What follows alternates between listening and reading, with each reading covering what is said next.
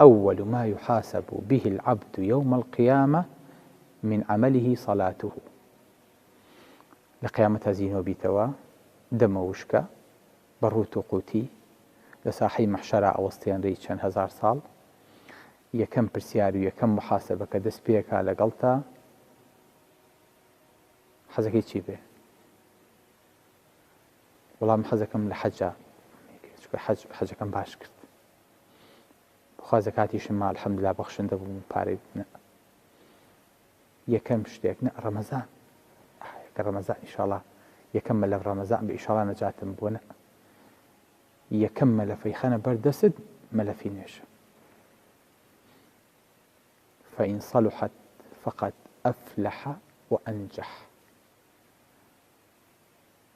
ئەگەر نوێژەکە باش بوو ئەو سەرکەوتوو بیت وإن فسدت يعني وإن فسدت فقد خاب وخسر ئەگەر نوێژیش خراپ بوو پرسیاری یەکەم جوابەکەی خراپ بوو ماڵ وێرانی و قوڕ بەسەری ئەگەتە نێتی دوای هەموو ئەعمال و ئیشەکانی تر بە نوێژە پێورێ